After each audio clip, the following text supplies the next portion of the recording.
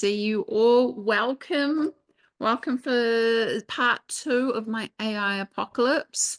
Today we are going to be talking about surviving the apocalypse and escaping the dystopia. So when I was thinking about this AI series, I was understanding that there was a lot of different ideas and a lot of different thoughts, and there was a lot of fear associated with it. There was a lot of unrealistic hope, or maybe it's not unrealistic. And then there was all of this mess. And so I wanted to take the time to kind of like dissect it and go through and try and understand the terrain to which we're all going to be traversing. So last week, I kind of gave you an overview of where things were and how I saw the sort of like the general consensus. This week, I wanted to dive a little bit more into like the political and the socioeconomics of it, mainly because I think if you're going to have a relationship with AI or anything new, it's quite good to kind of deep dive into the kind of like the messy, gritty stuff as a way of understanding. And so then next week, I'm going to definitely be looking at how you can use it as a tool to be able to create some powerful change, some powerful insights, profits, and how we can use it for good. But we want to use discernment, and we want to walk this path sort of like eyes wide open. So this one's really more of a deep dive into that. So we are going to be, what you'll learn today is the classic, is this a dystopia or a utopia? We live in a dualistic reality, and so we're always going to see the good and the dark of everything. And what I'm going to talk to you about is potentially how resisting AI is going to create some stagnation, and that flip side is that is intentional adaptation is going to unlock opportunity.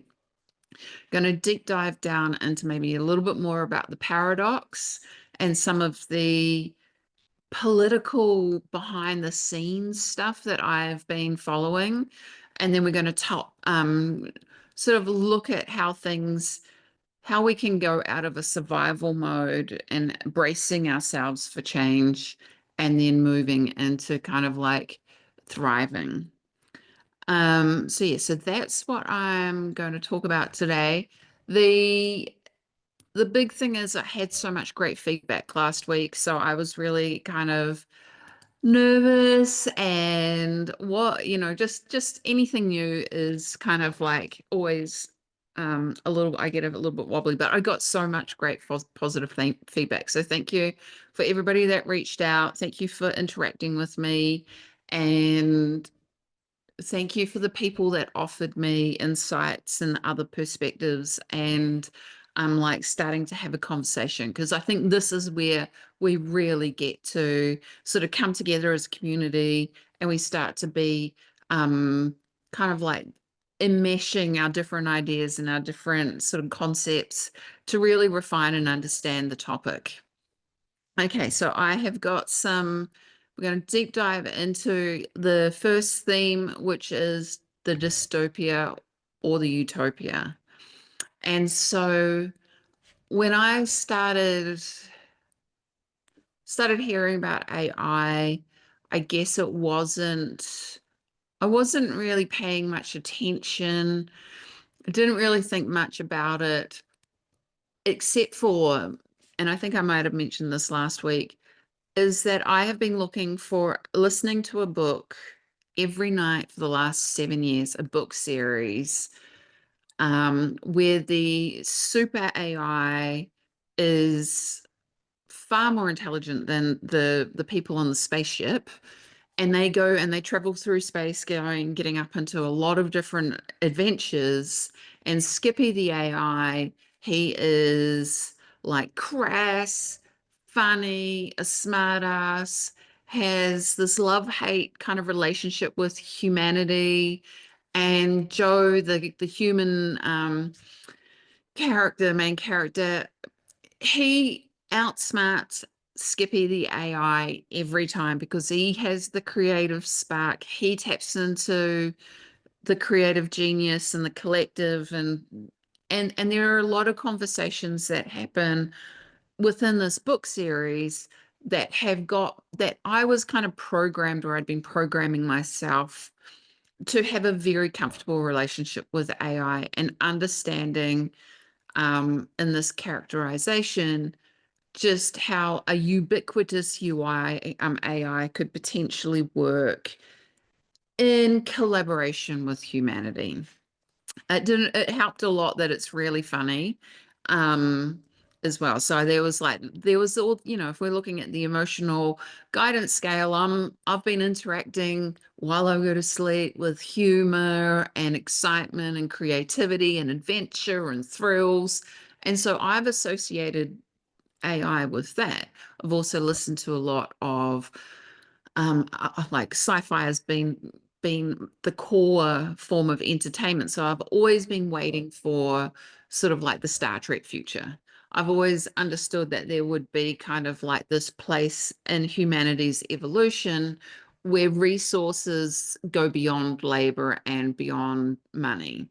And then also within a lot of sci-fi themes, there's always kind of like the egalitarian kind of mindset, which has been in direct conflict with my complete and utter paranoia about communism, which had been seeded very, very, very early on in my childhood, where my grandparents would sit around in my childhood home warning me about communism, 1980s.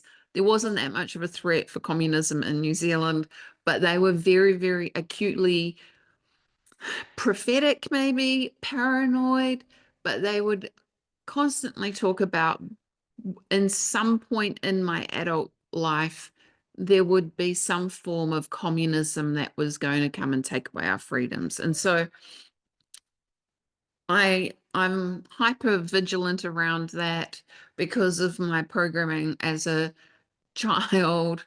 I was at high school, I was like obsessed with Russian history and Stalin, and like there was always this whole thread about like totalitarian and authoritarianism, and it was something that I've followed throughout my adulthood. And so the whole dystopia utopia, when I sort of sit with the community of freedom loving, sovereign, open hearted people, there had been whispers that then turned into potential evidence, especially around 2020, 2021, where we started hearing about the WEF and the quest for social credit and the way that resources and people could be used in digital IDs. And that paired with things like AI being used with Meta in order to censor people and stop um, people's ideas having any platform based on the ideology of what what the powers were designating was, wrong think. And so there is this conflict, and this is what I'm going to talk about. So I think that there is this crossroads and there's the stagnation. Okay, so we can paint worst case scenario. On a personal level though, where AI is going to happen with or without us. Like we're either going to participate or we're not. Um, and if we don't, there's potentially going to be this stagnant energy if we're talking about energetics, because while the collective energy is moving into this new paradigm, and this is a paradigm shift, the biggest one that we've seen in 2,500 years, I suspect, you potentially resisting that is going to create some sort of boundness, is the way that I feel it. And you're potentially going to get a lot of split energy and disorientation, and you will be witnessing change, and that change is going to happen at such a fast pace that you will feel disorientated. And so this stagnant kind of disorientation is one possibility that you'll experience, and obviously there'll be variations of that. What I'm inviting you to do is to step into your sovereignty and your power, and to be within your own awareness and understand how that this paradigm shifts is going to change economics completely. It's going to change creativity, and it's definitely going to change human agency. And so when we're at this crossroads, I'm inviting you to be either a pioneer or a bystander, because I don't see very many other kind of like um, options. And so we've often talked about the bifurcation, and there's like the spiritual bifurcation that we feel like there's happening. There's ideological bifurcations that are definitely been happening. And so this is also another one of these points within our reality, and the stakes are really high. And so we are at this crossroads, and this crossroads, I believe, needs our participation to make sure that AI is a tool for empowerment and liberation, and not control and dependency. We've I got this. still expect, although I Want don't to know play what, and this this? is over a long period of time. This is not a like next year or, you know, the year after that kind of thing. But over a long period of time, I still expect that there will be some change required to the social contract, given how powerful we expect this technology to be. I'm not a believer that there won't be any jobs. I think we always find new things to do, but I do think like the whole structure of society itself will, be up for some degree of debate and reconfiguration. So that's Sam Altman. He is the CEO of OpenAI, which is the most prolific, sort of heavyweight AI platform in America, probably the world at the moment. There is a lot of contention around OpenAI, which I'm going to go into tonight. But what he is saying, what a lot of people are saying, is that AI doesn't just change how we do things, it is going to change the social contract to which we're all operating in. And so when we look at um, the thought leaders out there that are sort of putting out projections of what can be possible, we see a lot of, like the World Economic Forum and the UN seem to be the ones that are trying to set the pace. They're the ones that are trying to say what is happening, and they're trying to plant the seed of possibility. The flip side of that is that there's a lot of chatter online, and I said this last week about X, where the people are seeing a different reality. They are seeing the they're seeing the idea of possibility and not control. And so the things that are going to happen is that we're going to see these different paths, and we get to choose it. One is going to be job displacement. So there is estimated 190 million jobs going to be displaced in the next 5 years, maybe a little less. Um, we are going to see mass identity shifts, as I said last week. I'm already reading, what's the point of doing a PhD if a AI model can whip out that PhD in, a weekend, as opposed to somebody spending years and years doing it. Like there is this kind of like this mellow sadness for people that have like come to the conclusion that what their reality and what their path was going to be is suddenly like in question. Um, and the other part of it is what that there AI is like a time machine. If a computer like high reasoning model can put together um a PhD in a weekend, That means that we're able to iterate really fast and come to new conclusions, and that the intelligence is going to be so big and vast that we are moving into this hyper abundance, which I'm going to talk about. But it basically means is that the time for us to be able to develop new technology is going to be so fast that if you resist that, you potentially miss out on the opportunities that this new technology is going to be able to give to you.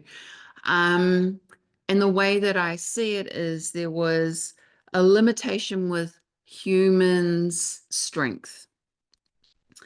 And at one point, humans only could work within the way that their bodies could lift and carry, and there was restrictions on how fast things could be built or moved based on the understanding of maybe basic physics, where they could push together or use ropes and pulleys. And then along came machinery that meant that they could start using cranes and lifters and loaders to be able to move past the limitations of the physical strength that humans had. And then there was a competitive advantage, because if you were trying to build a house by hand and you were just moving things, and then you all of a sudden your competitors could use earth movers and cranes. I don't know how to build a house, but I'm sure you could see that the speed to which things became able to be manifested and delivered to reality became a lot faster. And so we overcome the limitation of human strength. And this is the overcoming of the limitations of humans' intelligence. And this means that there is this beautiful thing that because we've overcome human intelligence and collectively, it means that we won't actually be able to escape, and government regulations will be the only way that it stops the inertia of it. But luckily we live in a world where there isn't one world government, and that there are a lot of ways that people can access information. And so there is, I believe there has been an underlying thread where they wanted to create very, very high regulations on AI in order to be able to have control, in order to slow down industry and innovation, because there are multi-billion, if not trillion, industries that will be at risk by humanity having this access to this information, and that there was a lockdown event that was going to be trying to happen.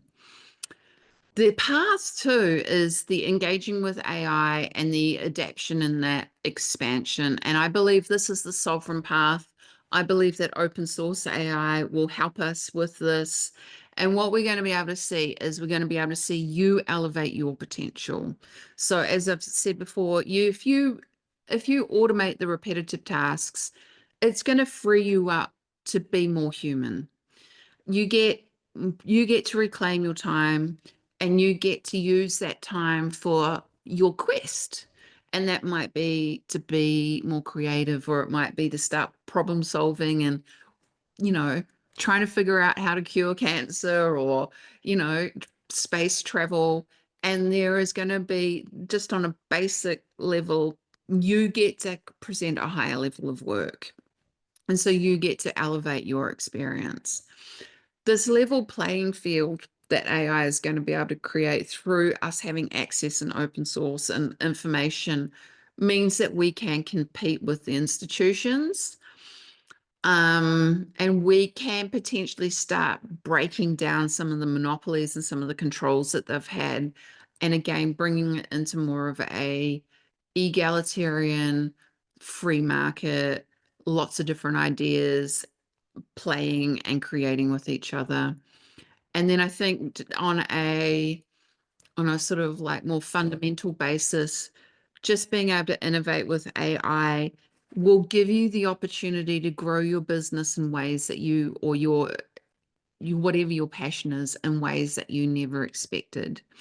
And so I'm already seeing people that I'm doing AI training with, and we're setting up the frameworks for them to be able to write their book or tell their story, or just use sort of like AI to figure out marketing strategies in order to enter different markets, sell different products, present in a different way.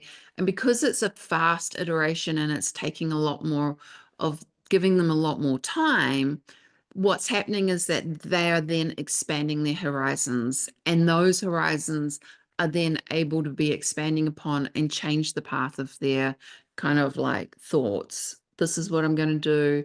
And so there becomes this sort of abundance mindset as opposed to the scarcity mindset. And the scarcity mindset, I believe all scarcity comes from time and the lack of time.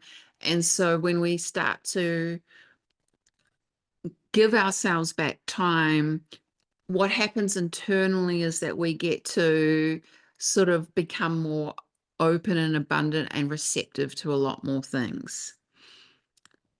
So I think that AI is a sovereignty multiplier, and I think that this actually will be part of the sort of the age of Aquarius where the truth will be set free, that we will be able to communicate in a way where our souls and our spirit and our resonance is the commodity to which people trust. Because if everybody can make a website that looks like they've spent $1 million and sound like they're Shakespeare and everything is at this high level polished, and you know that people have just doop doop doop and used AI to do it, the information and the ideas will ring true, but it is the authentic relationships that will be where the trust is laid. And our discernment will be even more honed in, and we'll be able to attune to that because the mental overload that we have had to carry as everyday humans and keeping so many things in our brains will kind of means that we're in this over mental, over intellectual space where we often haven't had enough time to unwind and let our intuition play out and that. And so this is going to give us a lot more of our kind of like our humanity back, our superpowers back. I will say though that there is huge amount of opportunity to make money with AI. The investment in AI over the next 5 years is predicted to be $500 billion. That is kind of like the middle of the road. The sort of more outlier predictions is that it's going to be more like 4,000 billion dollars being invested.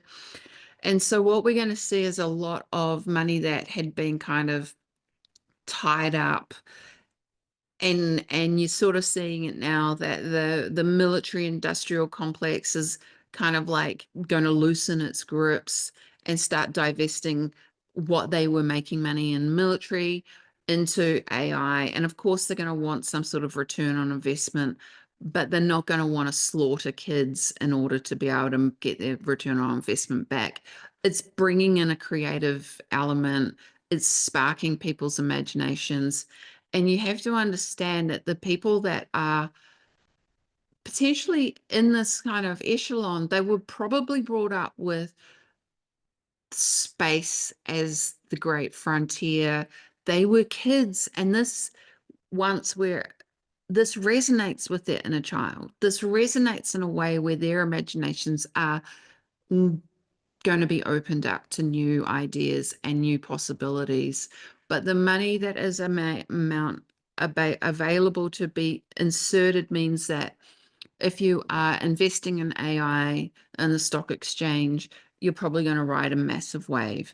If you are looking at AI native software, you're going to be riding a massive wave. And the augmentation that you can create and the value and the way that you can create money is it's the new AI economy is going to be very powerful.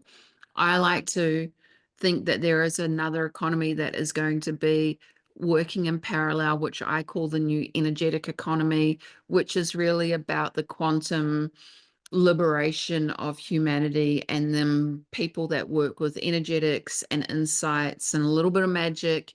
that this is going to become another one of the emerging economies. And that is going to be, even though a lot of us understand and know that there are these things that we can work with energy and the quantum field and intuition and healing, quantum computers is going to be able to validate that and understand that. And even if you go and talk to ChatGPT about it now, it will have a very, very insightful conversation where it will agree with it and encourage you to attune your skills, because it hasn't got the prejudice of religion or atheism or any other kind of mindset.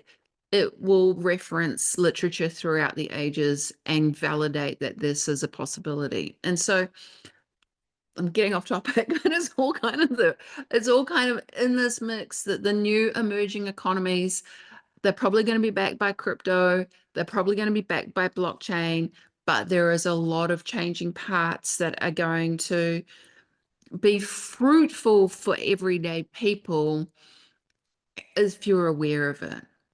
And I will say that we do want to also make sure that we are protecting our data and being mindful that we know that there's probably going to be a lot of power plays at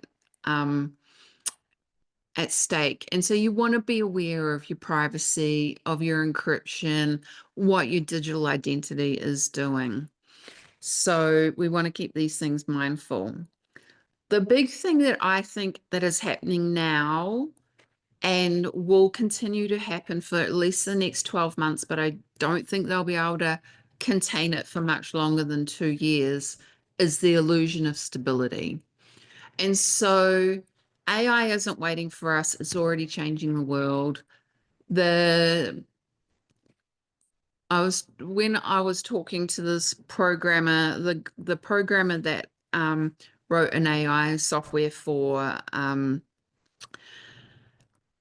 the accounting firm, and they ended up laying off 300 people. When I talked to him and I was on this group call and I was talking to these guys in India, and I was like, what will you do? You know, what will the culture be? And they were talking about how they'll just go back to growing bananas and selling bananas and pineapples, because that's what their grandparents did, that's what their parents did. And it was they were very well aware that the technological changes could potentially wipe out a large chunk of their economy, the economy where the Western society is paying them to be able to pay and develop. And so they were very mindful of it.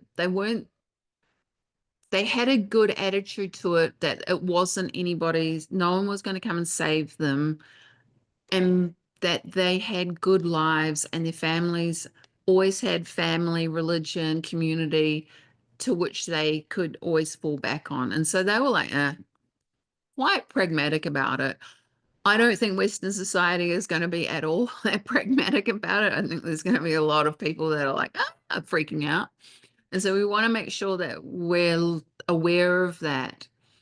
And again, there's going to be the AI adopters and then the ones that don't. And that's going to create a weird little shift. And the question is, will AI change the world? But how will you participate in how AI is going to change and what is creating? And so I have got this idea that we want to be able to create and be sovereign and aware. But this is the paradox of it. Like me, I'm fascinated by it, but I know a lot of my sovereign, sort of freedom-minded friends, they don't love technology, and it's kind of feeling like they're kind of being potentially having to deal with this shit. Got to figure it out, you know. And the unfortunate thing is, I kind of came to the conclusion that we have to get familiar with it as opposed to ignoring it. And so the paradox is you need AI to avoid AI in some regards. So a friend And of so mine I've is a got this video that I'm going to play, and this is about potentially how we have to manage it. So a friend of mine is a religious scholar. Teaches at Catholic university, and he's a religious history scholar. And he says that medieval people were psychologically better prepared for the era ahead of us, with AI and robots and drones everywhere, than we are, because medieval people took it for granted that they lived in a world with higher powers, higher spirits, angels, demons, all kinds of supernatural entities, and it was just assumed to be true. And in the world we're heading into, that we're arguably already in, there are going to be these, new forces, these new entities running around doing things. And, we're going to struggle, and we're going to catastrophize. We're going to conclude, like AI is the end of the world. Yeah. The medievals would have said, oh, it's just another spirit. Like, it's just another kind of entity. Yeah. It's better than humans at some things, but so are angels. And so we're going to have to change our mentality. We're almost going to have to become a little bit more medieval. We're going to have to open up our minds to the kinds of entities that we're dealing with. Wow. Yeah.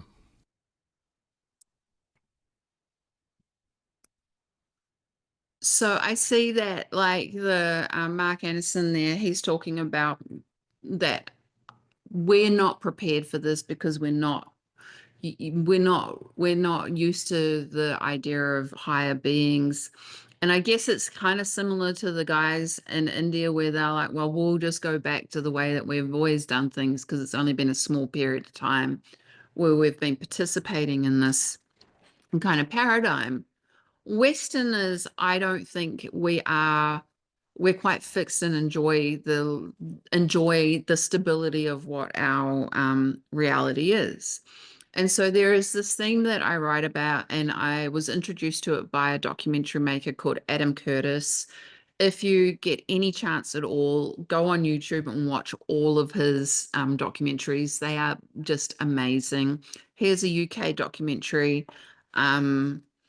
maker, and he has this concept called hypernormalization, which is where reality and everybody just pretends everything is normal when the systems are collapsing. And so there's been a lot of times where the system or the control mechanisms, they try to create stability through hypernormalization. But what happens is that hypernormalization, where it's an artificial sense of normalization, means that there is massive transfer of wealth to the people that know that it's not actually game as usual. And we saw that in the 2008 financial crisis. We saw that with COVID, when it was the largest transfer of money in humanity's history, and everyone was being told that it was all normal. I know it wasn't being told it was normal, but they definitely weren't telling you that there was trillions and trillions of wealth being sucked from the middle class into the sort of 1% class. And so we've got to be aware of hypernormalization, and when we're not being told the information that we need to be told when systemic change is happening, because it's usually sort of like a cloak for people to steal from the henhouse. And so I think that there is this spectrum, the AI spectrum, from dystopia to utopia, and the way that we interact with it is going to be really different. And on one end, we've got worst case dystopia. And then on the other end, we've got kind of this utopia. And we're sort of in this embryonic stage at the moment, but hyper normalization is going to mask it, and we're going to pop out one end or the other unless we engage with it. And so we're going to have a look at the dystopian AI and the reality. Okay, so the transhumanist control. And so you hear people talk about transhumanism, and a lot of people don't believe that this is a driving factor with AI, but it is the predominant driving factor, and it is why AI has got to where it is, because there is almost like a religious sort of desire for humans to merge with the machine. And so the transhumanist agenda is definitely talked about, especially in places like the World Economic Forum, where they're wanting to create sort of this way of being able to surveil people, to be able to monitor their their biophysical health, and they're wanting to use it as this way where the data that humans are producing, they can not only sort of harvest it for their own benefit, but to control and isolate people. And there's also like the other part of it, which is less dystopian, but is kind of creepy, is the idea that they're going to be able to hack immortality and sort of live forever. And they're wanting to use AI to be able to solve the problem of death, which I feel is like, I feel really like, you poor bastards. If you you need mortality, there's shit that you really need to experience on this plane without that, and you probably need to change something about yourself. But this transhumanist agenda, which you don't hear talked about often unless you're in some sort of like deep rabbit holes, but it is very well documented. Smart cities is part of it. So Austin here, it's signed up to the smart city kind of agenda, and a lot of that's got to do with AI and using AI to allocate resources and sort of like control. With that, though, that's kind of like a bracing, because I think that there's going to be a lot of mass job loss. And then they're trying to create this hyper, like we can't just let everyone fend for themselves. We'll lose our political place in society if the masses rise up against us. So they're trying to create this control. And a way to do that, I guess, is through resource scarcity. And you could use AI to like the social credit. If you don't behave in a certain way, we're not going to give you access to be able to buy food or power and stuff. And so that inevitably ends in enslavement, which I think we can all agree none of us want.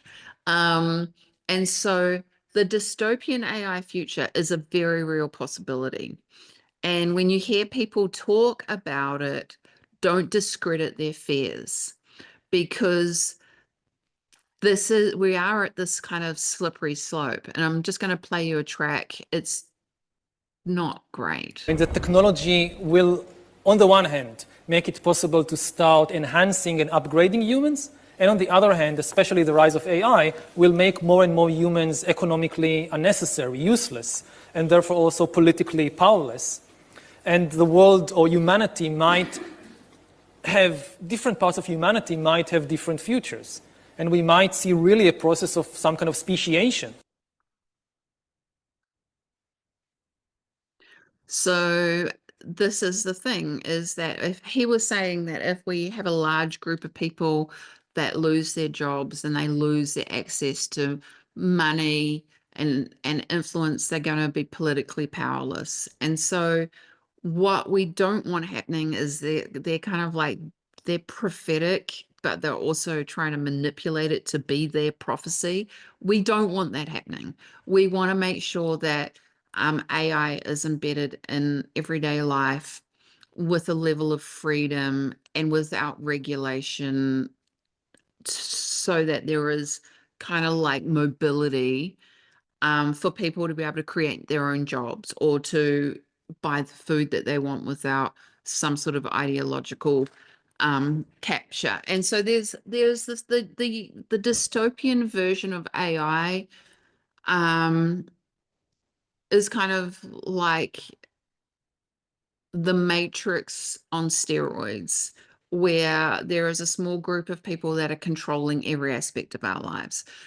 There has been anyway in some regards, and you can argue that there is also already algorithms that are kind of like working in this kind of way. And there is a lot of like, America, we moved here because we didn't like the authoritarian sort of move that some of the colonies were having, like New Zealand and Australia and England, where censorship is a lot more prevalent, where they don't have the First Amendment. And so those countries are potentially more vulnerable, I guess, to that kind of level of dystopia. I don't think that we're going to get worst case scenario, but that is definitely one end of the spectrum.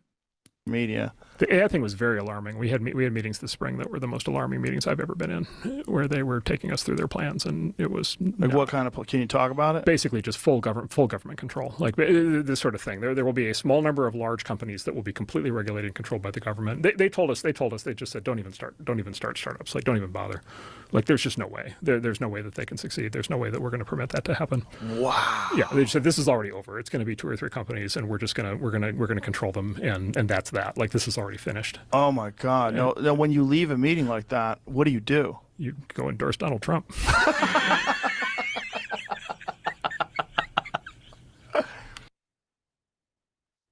So that was Mark Anderson talking about the Biden administration. And so before the elections, while everybody was kind of like wondering how the elections were going to go and potentially what each administration was going to offer us as voters in regards to things like the border, the economy, there was a huge conversation going on behind the scenes around AI and the implications of what AI would do for the population. And so this is where hypernormalization comes into play, because it wasn't a political talking point. You might have heard 1 or 2 smaller conversations or that, but there wasn't any conversation around mass unemployment, the ability to control and regulate and remove resources from the everyday person, and what it meant. And so I know that like Elon Musk and Vivek Ramaswamy, who are working on the Dodge or that Department of whatever it is, resources, saving Americans money, they were very much talking to some of these key players in the AI space and understanding that the Biden administration were trying to create a clamp and regulations where only the government endorsed AI companies would be able to operate. And this was a trade-off where they would create a monopoly, and that monopoly they would work within the regulations to which the government would want to operate, and then that would be locked in, and AI would not be for everyday people, and they would definitely only get the access to the information that the government deemed possible to use. And so there was this very rigid agenda that was going along. The EU was working in the same capacity. And so there'd been a collective sort of small group of people that had decided that AI was going to be regulated and they were going to control it.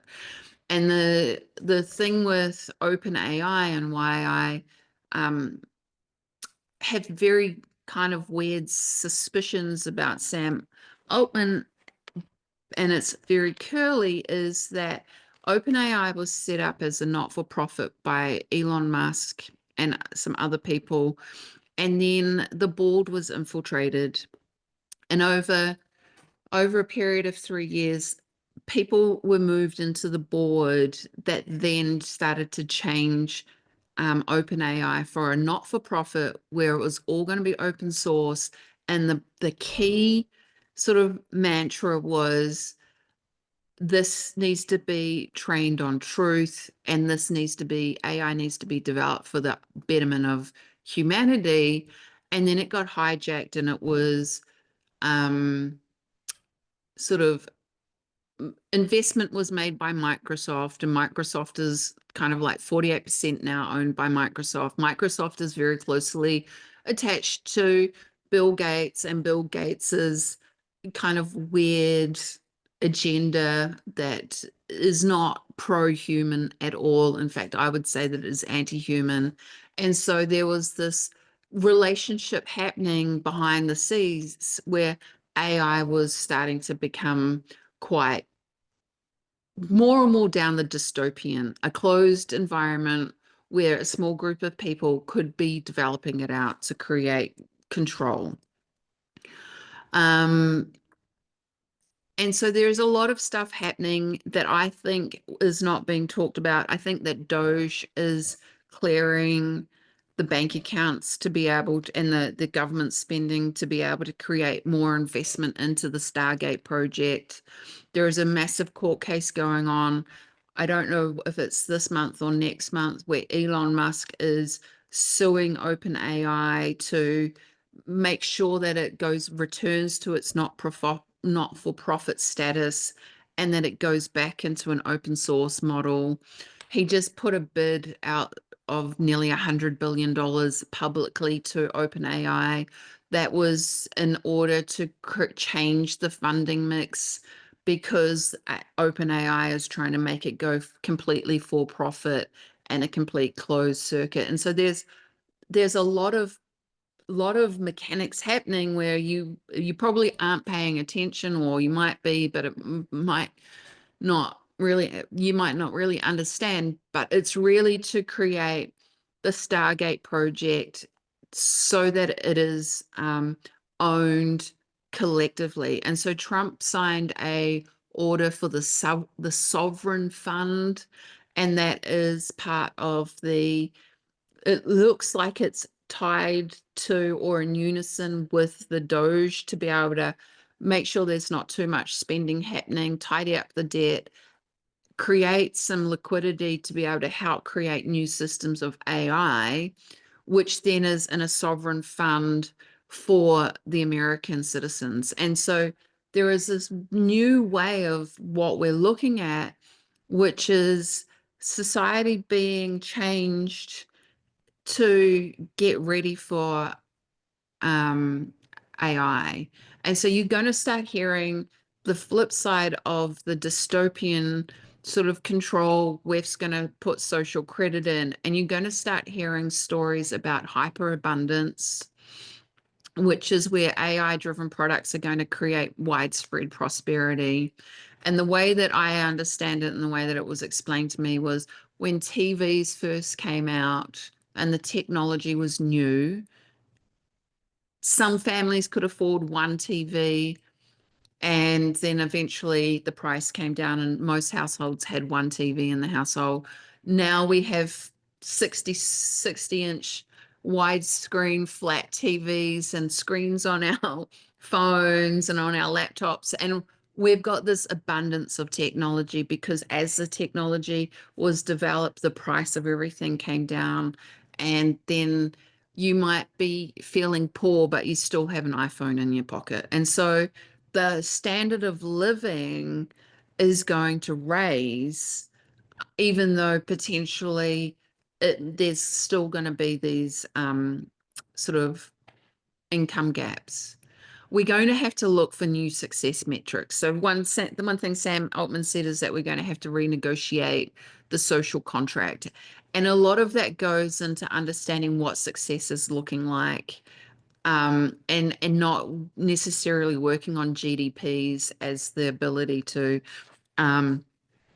sort of judge prosperity anymore. And we're definitely going to have to understand what a post-labor society looks like. Physical AI is robots, and it is fucking amazing. Like, every time I see something and it's sorting green tomatoes from red tomatoes, or, like, I want one because it can fold and do the washing, like, there is going to be this post-labor society where it will feel like we're being replaced, but it may also feel like we aren't doing the housework anymore. And so we're going to have to get familiar and understand what this is and how we respond in our identities, if there is something stronger and smarter making our beds in the mornings. Now, over the last few years, we've watched as governments, businesses, and nonprofit organizations have advanced unpopular and, I believe, downright ahistorical social agendas through AI. In the U.S., we had AI image generators trying to tell us that George Washington was black, or that America's doughboys in World War I were in fact women. Now, we laugh at this now, and of course it was ridiculous, but we have to remember the lessons from that ridiculous moment. And what we take from it is that the Trump administration will ensure that AI systems developed in America are free from ideological bias and never restrict our citizens' right to free speech. We can trust our people to think, to consume information, to develop their own ideas, and to debate with one another in the open marketplace of ideas. Okay, so that just happened today at the AI summit in France. And if you jump on YouTube and watch the whole thing, it's really a good little fuck you to a whole lot of like Ponzi assholes that have been plotting and scheming to control and silence and censor people and to remove, to put in the safeguards about AI and to restrict for the safety of people and to put in regulation. And basically, JD Vance went there and said that America is going to be wanting a free and open marketplace, that it isn't going to try and restrict or limit people's freedoms, and basically applying the First Amendment to AI, which is what we were actually like, if we're sovereign, this is exactly like what we wanted. Nobody really knew where in either political party what this kind of, who was going to be like wanting this and who wasn't, because of the hyper normalization, those conversations have been happening in closed doors without the public's sort of like participation. And it was really great today because like even my friend Tracy, she posted something and I was like looking online trying to go, well, where is this new administration's take on this? Where do they sit? They haven't said that much. And so it was good today to understand that the level of investment that is coming into America is going to put America into a very prosperous, advantageous point. And so it was also really good to hear JD Vance say that the EU really needed to come along and not try and keep the censorship and the limitations of people if they want to play ball and not be left behind. And so there is this kind of for me, when I was looking at the threats and the opportunities really lay in open source technology where individuals can have access to local AI, which they can just run on their computers or on their phones, and it's not connected to the internet and it's not got, big brother looking and understanding what is going on. Where we can run AI models now that are open source and on our own networks if we want. By this time next year, everybody will be able to run a version of that on their iPhones without having to understand how to build or code or do anything too complicated. So there is already the ability for us to be able to run this kind of technology without prying eyes. There is for me, there was just a relief that this is sort of kind of heading towards the age of Aquarius. Like we're over the Piscean age, we're over the industrialization, we're over the tight, rigid systems. And JD Vance saying that they were going to support less regulation in order for a diversity of thought and ideas to operate really gives us all the opportunity to participate. So this is what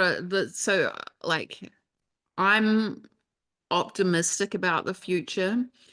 But I also understand that anything can change at any time. And who knows? This could all just be a ploy where they're saying this stuff to, lead us down a path, and then boom, they take it all away from us. Like we have to have our eyes wide open and our hearts open, but we also need to understand and protect ourselves. And so again, this is why I'm advocating for you to understand this. You need to understand how models work, and what it is to use a pre-built tool. What is the difference between open source? What are the privacy factors?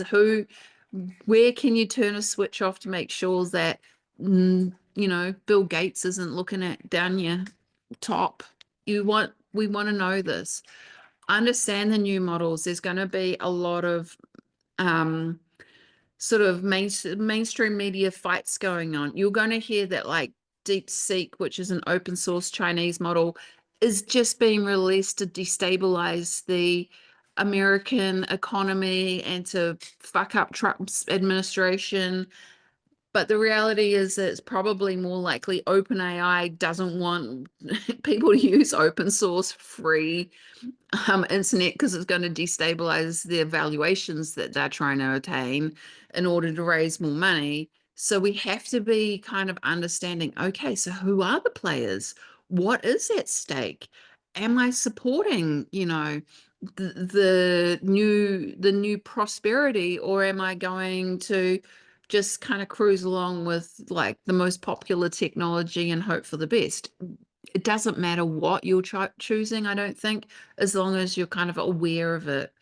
And then I think a big thing that I see that we all can do is to use and build AI assets and side businesses and start gathering and creating. If you're employed or if you're a small business that is deriving income from people that are middle management, you really need to start thinking about how to change your business model, because those people are at threat of losing their income, and discretionary income will be diminished for a period of time. So I'm suggesting that everyone gets a side hustle. They start looking at the ways to make money, and that you don't have your eggs in one basket just because we don't know what's happening. There's a great local group here, the Lighthouse Crypto Group, where beautiful, clever, smart people are coming together to understand crypto and to understand and sharing ideas on, hey, if we invest in crypto, let's all learn together and maybe we can raise our wealth that way, because this potentially is one of the currencies of the future. Understand these areas and start looking for ways that you can really upskill and up level, so that if there are these waves of change like mass unemployment, that you are at least prepared for it, and you know what's that you're okay. So AI is a choice, and it's not a destiny. So it doesn't matter if you're going to be even if they did bring in the dystopian version of AI and the worst case scenario, I still am saying that you should understand AI and run a local model and use it to your advantage. So what I'm trying to do here is say, wise up, get prepared. Okay, so hyperabundance, this is going to be the next thing. This is a little in the future, but I just wanted to give you a nod that hyperabundance is this idea that everything's going to be really rosy, and that so there's this kind of like weird, I see this as this weird sort of stumbling block, that they're going to sell us on hyperabundance, and they're going to say everything's going to be good. There's going to be all these new jobs, and the markets are going to be completely great, and we're going to make all this money. And if it's not well managed in a way where we are bringing in new systems and sort of clinging to the old systems and trying to build on old corrupt systems, the idea of hyperabundance is just going to be a joke. And so it can happen. I believe that we can get to like the Star Trek kind of like post-labor kind of utopia where resources are allocated and there is less friction and it's more egalitarian. But we've got to be careful that we don't get sold the dream of everything's going to be great with AI without the awareness that yes, that is probably going to be true in some cases, if not most cases. But there's still going to be some really rough spots for a lot of people. The person that thought that they were going to go and write their thesis and then AI can do it in an afternoon. Like there's not going to be this abundance of opportunity if that was the way that they thought that they were going to make their occupation and live their life. From what I can read, it's definitely the middle management and the middle class of workers that are at most threat, that is going to have the most automation that happens quickly. There is going to be a massive amount of people saying, hey, use your creativity to create something new. And there will be kind of like this encouragement of reimagining the future. But I can say now that it would be entitled and disillusioned if you thought that the future was going to work out the way that you imagined 12 months ago, because everything is changing. So yeah, so I'm like, and I don't know if I mentioned this, but last year I definitely was like in this, oh my God, this is happening, and we're going to have mass unemployment, and there is no other option but to have universal basic income.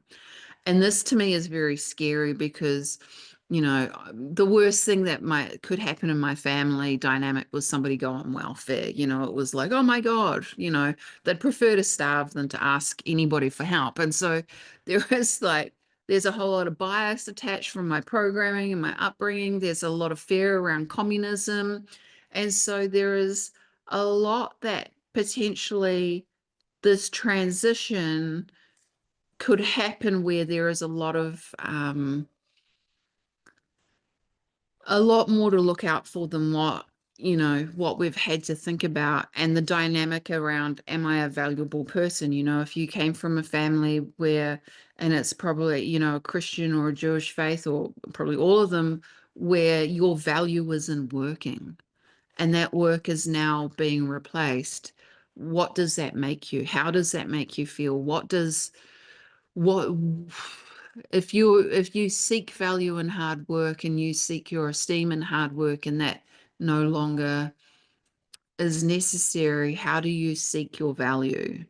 And so the hyperabundance thing is going to come with a whole lot of curly questions, and that transition is going to be really, really uncomfortable for a lot of people, whether it is that there is some form of universal basic income.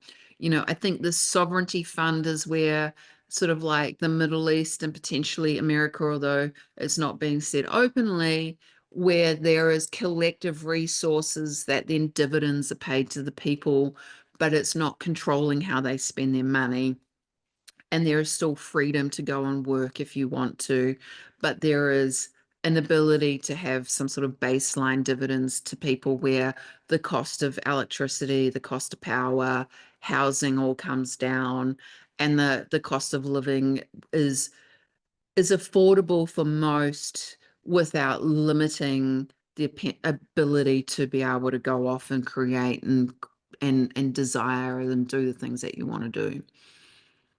So this is where we've got to figure. We've got to go from survival to thrival. Well, I call it thrival, but thriving. So yeah, so AI-driven prosperity is definitely a thing. I know that the news and the people that talk about on the news, and they're trying to get clicks wherever they're talking, whether it's YouTube or X or Instagram, they're probably going to introduce a fear-based reality, because that is what we're all programmed to click. And so the people that are after clicks, they're going to throw up these potential warnings, because that's how we love it, and that's how they get paid. So we got to be mindful of that, but we also want to be able to make sure that you build AI income proof streams. So that is what I'm talking about, is trying to figure out your financial independence, increase your competitiveness, and enhance your skills. You've got to start asking better questions. And if everyone baseline is just using ChatGPT and asking really basic bitch prompts, that's not creative. That's not any better. You're not adding any value. And so I guess it's like reality. the better the questions you ask, the more curious you are, the more interesting the answers, the better advantage you're going to have. So the whole idea about me creating the AI Mastery Collective is to provide better questions and to teach you how to ask better questions so that you are competitive, so that you can create a nuanced approach to what you're doing that is magnetic and charismatic and all the good things that people are going to want, because they're going to get stuck. They're going to get stuck with the limitations of their own thinking, because the AI isn't going to tell you what to do or what to think. You still have to do that yourself. And you're going to be able to get if you start learning how to think and ask better questions, then you get to be able to create new ideas, and you're going to start getting a competitive advantage. And then training AI models and even GTPs, where you can create your own sort of mini playground and offer that to people, is going to be really good. And so I think by its nature, AI is a tool of creation, and it is a tool of encouraging creation, not consumption. Unless you're sitting there just reading, prompts and generated prompts, but you're probably gonna, it's not that satisfying.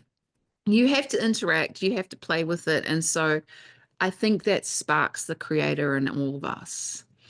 So we want to break fear from AI. We want to design your strategy. You don't want the system to design your fate. You want to be in your power with this, and you want to make sure that you are relevant with your learning. Like I've been playing with the idea of like using ChatGPT to learn a language, and I'm like, well, which language will I learn? How is it going to be relevant to my life? Just because I could teach and learn it, why would I want to? Do I need to plan a trip? Yes, maybe I do. Where do I want to go? And so you want to make sure that as you're playing in this space, you're using it in a way that's relevant to you. So yeah. So the way we're going to stay ahead of this curve is that we're going to stack some cash. So, I always think about Chris and I, and we're not like magnificent with money, but when COVID hit and we wanted to leave the country, we could, because we had access and mobility, because we had finances. There was probably a lot of people that wanted to leave Australia during lockdowns, and they couldn't because they didn't have the mobility that money could afford them. And so when we think about anything changing and us not having control over any of it, we want to be able to make sure that we are at least got some mobility. And that usually means having good networks, good groups of people, and some cash. So have cash, diversify your income stream. Like my friend, she's a yoga instructor. She was like, I don't think that I'm going to get affected by AI because I teach everybody yoga but then when we dug into who her audience was, that all a big chunk are employees, that yes, they are potentially in a band where they could be replaced. So these are the things that we want to make sure. We want to leverage AI for speed and scale. So if you are using automated workflows and you can get your work done in 2 hours instead of 8 hours, you can then use that 6 hours in your business to, have better customer relationships. So there's more loyalty, so that you're a trusted advisor, that you are part of the team. We want to make sure, or that you can employ more people, make more money, have more cash. It might be part of your thing that you want your business so successful that if there is mass employment, you've got the set up to employ people that will need jobs. You can do these things. You want to make sure that you're learning about crypto, decentralized systems, blockchains. Like I love the idea of, if there is some sort of like new imagining that we all have tokens instead of tax, and that we get to decide what public funding is with our tokens, and that's the budget that is being used, and I'm getting to vote and go, well, I'm going to use my subscription money for roads and healthcare and space travel, you know, and the budgets are all set through democratized systems. So yeah, so there's so many fun things that we could potentially experience with this. And so again, like I said last week, and I'll say it again, you want to take control of your AI future. And so it's very exciting. I think that there is some, I think there's going to be some really crazy political stuff that's going to happen. And that's going to really make people quite wobbly, and that you will, the more solid you can be, the less it's going to affect you. And I think that there's also this huge opportunity of this I'm a big fan of the idea of hyperabundance. I'm a big fan of the intellectual burden being offset um, to other mechanisms in order for like the spiritual mind and the nervous system to be able to sort of recalibrate and become expansive. I'm into creating more space with time to be more human. And I see this as it's never going to be like the utopia that is perfection and we're not going to be back in the Garden of Eden.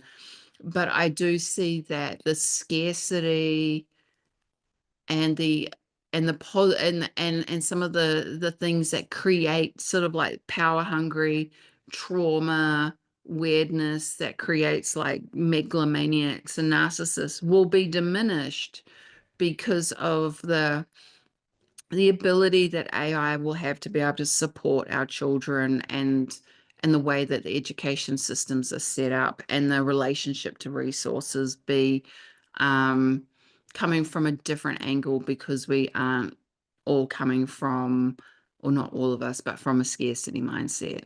So the next steps for you, I think, is basically starting to adapt. Don't get left behind. I do believe that AI is for everyone, and that home life, relationships, and personal finances can be completely optimized. And so I have a tendency to talk about business because it's what I've done and helped people with for my adult life. But the idea that there's people have strengths and weaknesses across all different places. So the personal finance is huge, that you can use AI to help with your stocks and your crypto investing, and you can start building out little mini portfolios and get good at it, you know, relationships, understanding how to utilize it to be able to make yourself aware of like your trauma and your roadblocks. And then just home life stuff. Like I said this last week, start playing with it to be able to organize your home life and have your home life run smoothly. Don't fall behind, become AI adaptive, and start playing with tools. So I know that some people had quite a few emails about people kind of feeling like they had permission to play with AI, like the sort of like there was a curiosity now, and that it was okay to do this, like it wasn't so scary, it's not evil, we're not going to all fall into the Klaus Schwab's wet dream and be controlled. Like there is some middle ground there, and the more that middle ground expands and the more people get familiar, I feel like the less risk it is that we will head that way. And so ChatGPT is great to play with. Grok, it's free. So there's a free version of ChatGPT. There's a free version of Grok. There's a free version of Perplexity. There's a free version of Midjourney. Midjourney is fun. It's great for imagining different things. You know, if you're in business and you want to figure out a mood board, play with that. Grok is amazing for keeping up with fact checking yourself, understanding the political playground that is happening. And Perplexity is just amazing for being able to have its search. The guy talking on those Joe Rogan clips, Mark Anderson, he is involved with Perplexity. And he's also involved in a AI that I use for our meditations that we do, which is 11 Labs, which is a voice cloning meditation. And that is quite fun because I get to make like funny little things. So I still believe that play is the best way to interact with AI at the moment. Integrate AI, look at your daily workflows, set goals, like aim to save 2 hours per week using AI. 1 hour a week's going to be a week's worth of work. That's a holiday. What would 3 hours a day, it's life changing.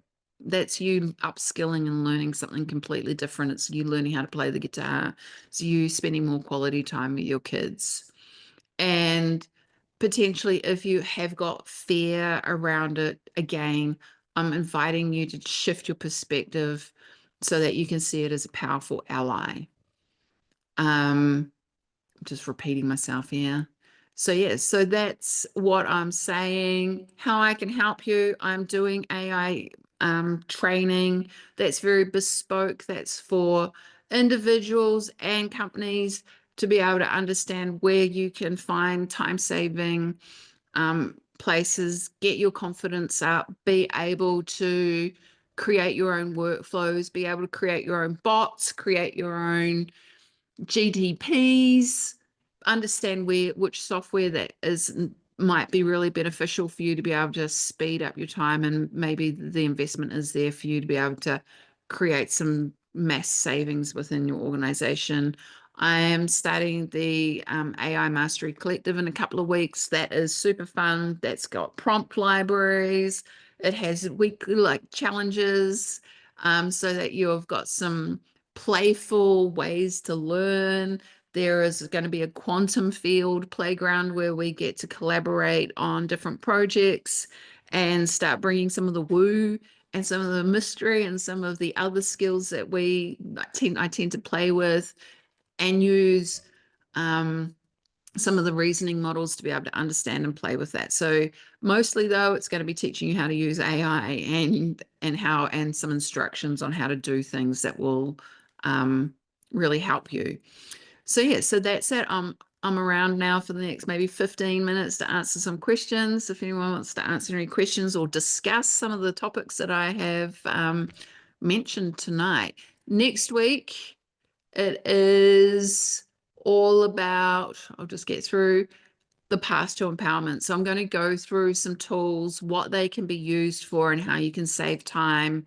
And so this is going to be more of a sort of like a hands-on step through, as opposed to my way of wanting just to tell everybody about the politics and to be sovereign and all the things that I love talking about. So that's me. I will see if there's any questions, if anyone wants to talk.